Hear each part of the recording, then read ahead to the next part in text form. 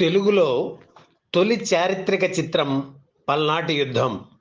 టాకీలు వచ్చిన 15 ఏళ్లకు కానీ మనకు తొలి చారిత్రక సినిమా రాలేదంటే పౌరాణిక చిత్రాలు ఆ రోజుల్లో ప్రేక్షకుల్ని ఎంతగా అలరించేవో అర్థం చేసుకోవచ్చు. నట సామ్రాట్ అక్కినేని నాగేశ్వరరావు పల్నాటి యుద్ధంలో హీరోగా నటించారు. ఆయనకు ఇది 5వ సినిమా. తన పాటలు తనే పాడుకున్నారు. సినిమాలో 12 పాటలు పద్యాలు ఉన్నాయి. అక్కినేని, హీరోయిన్ వరలక్ష్మి పాడిన ఓహో చారుశీల ఓహోహో విరబాల పాట ఇప్పటికీ వినిపిస్తుంటుంది. అక్కినేని వరలక్ష్మి జంటకు ఎంతో పేరు తెచ్చిన చిత్రం పల్నాటి యుద్ధం. ఇక నాయకురాలు నాగమ్మగా కన్నాంబ తన నట విశ్వరూపాన్ని చూపించారు. గూడవల్లి రామబ్రహ్మం దర్శకత్వంలో ప్రారంభమైన ఈ చిత్రాన్ని ఆయన అకాల మరణంతో ఎల్వి ప్రసాద్ పూర్తి చేశారు. రామబ్రహ్మం 6 రీళ్ల చిత్రాన్ని మాత్రమే తీశారు. మిగిలిన భాగాన్ని ప్రసాద్ చిత్రీకరించారు.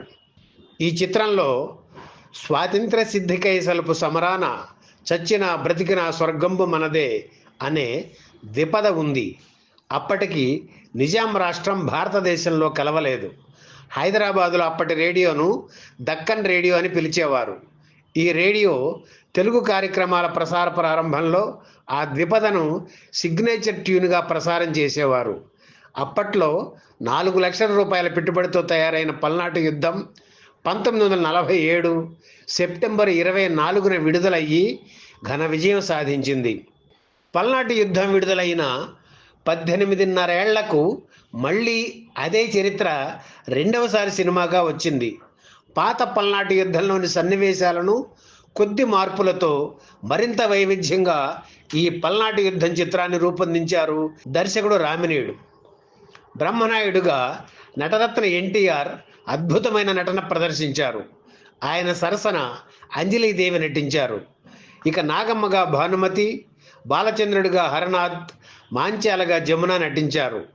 గుమ్మడి, కాంతారావు, రాజనాల, ముక్కామల, బాలయ్య, మిక్కిలినేని, ప్రభాకర్ రెడ్డి, త్యాగరాజు, వాసంతి ఇలా 51 మంది నటీనటులు ఈ చిత్రంలోని ముఖ్య పాత్రలు పోషించారు.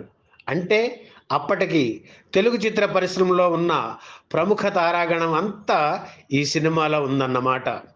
ఎన్టీఆర్, భానుమతి అద్భుతంగా నటించిన వారి స్టార్డమ్ సినిమాకు శాపమయ్యింది.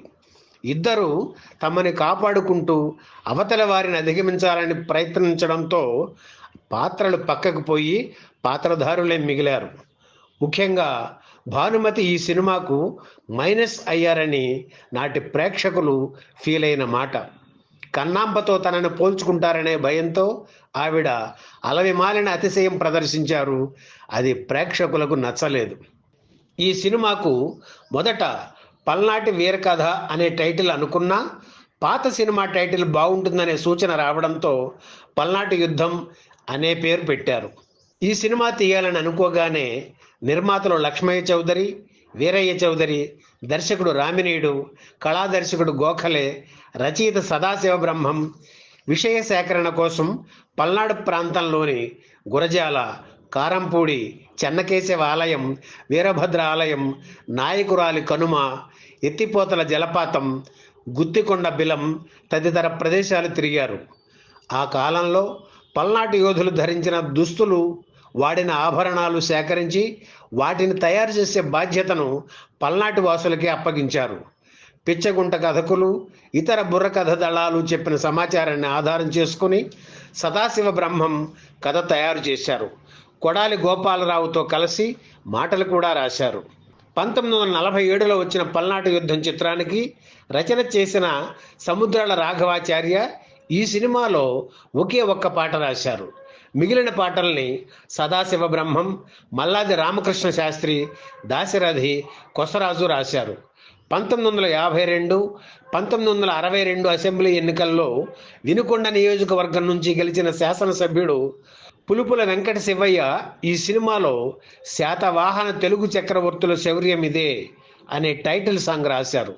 1966 ఫిబ్రవరి 18న విడుదలైన పల్నాటి చిత్రం విజయవాడ జై హింద్ థియేటర్లో 69 రోజులు, హైదరాబాద్ ప్యాలెస్ థియేటర్లో 42 రోజులు ఆడింది. విశాఖపట్నంలోని దశపల్లా చిత్రాలయ థియేటర్లో విడుదలైన తొలి చిత్రం ఇదే. మిగిలిన కేంద్రాల్లో యావరేజ్గా ఆడింది. జాతీయ అవార్డులతో ఈ సినిమాకు రాష్ట్రపతి యోగ్యతా పత్రం, భానుమతికి అవార్డు లభించాయి. ఈ వీడియో మీకు నచ్చితే లైక్ చేయండి, షేర్ చేయండి, వెంటనే సబ్స్క్రైబ్ కూడా చేయండి.